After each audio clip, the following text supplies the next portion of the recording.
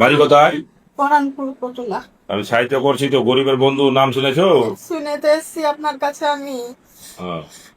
শুনেছি আমার কাছে বললো যে এটা ভিডিও দেখছি, তোমরা ওখানে চলে যাও। খুঁজতে খুঁজতে আমরা এখানে চলে এসেছি। আচ্ছা আচ্ছা। আর এই দাদারে কে? আমার স্বামী। তোমার স্বামী? চোখের সুগারের জন্য চোখের সমস্যা হয়ে গেছে। সুগারের জন্য চোখের সমস্যা হয়ে গেছে? হ্যাঁ। তো জমি জমা নাই তোমাকে? না, কিচ্ছু নাই। ছেলে পেলে কয়টা? 3টা। 2টা মেয়ে আছে, এটা ছেলে। যখন মেয়ের বিয়ে শাদী দিবে তখন আমার বাড়ি দেখা করবে, ঠিক আছে? দেখবো, আসবো। হ্যাঁ। নাই কেউ আমাদের। দাদাটা কি কি কাজ করে? ওই মিস্ত্রি ছিল। রাজমিস্ত্রির কাজ করতাম। রাজমিস্ত্রি? হ্যাঁ। আর কাজ করতে পারো না কিছু? 6 মাস থেকে পড়েই আছে, কাজ বিছানায় হয়ে পাচ্ছে গেছে। না। আমি এদিক ওদিক থেকে উঠিয়ে নিয়ে আসছি, খাওয়া দাওয়া দিচ্ছি কোনো রকম করে। এখন কোনটা নিয়ে যাবে কই যাবে? তো ওখান থেকে বলেছে যে নেপাল যেতে হবে না তো দিল্লি যেতে হবে। নেপাল না দিল্লি? তো নেপাল যাবে? এবার নেপালি সব কথা ভালো।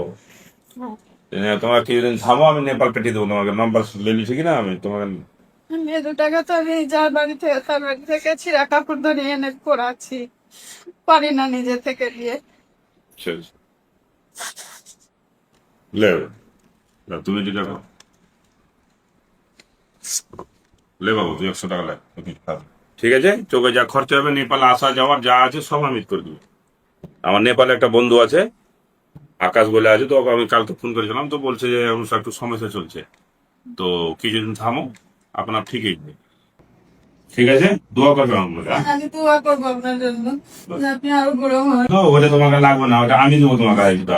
আর এসে দেখা দিন সকাল 7টা থেকে 6টা অব্দি আমি কাজ করছি। প্লাস্টিকের একটা কারখানা খুলেছে ওদিকে, ওখানে কাজ করছি। কোন জায়গায়? ওই কোরআনপুরের ওখানে আছে একটা গ্যাস পাম্প আছে, গ্যাস পাম্পের পাশে। নমাজ পড়ো, নমাজ পড়তে আল্লাহ করে দেবে। আর তোমার আরেক টাকা লাগছে তো, ওটা আমি তোমাকে দেবো, তুমি নমাজ পড়ো, ঠিক আছে? করবা পাক্কা তো? করবো দাদা। আর ভালো থাকো। আয় বাবু, তুই আসবি না তো? আয়, আয়, ভালো থাকো, হ্যাঁ? তো বড় বেতন তোর মাকে দেখবি, হ্যাঁ? হ্যাঁ, ঠিক আছে।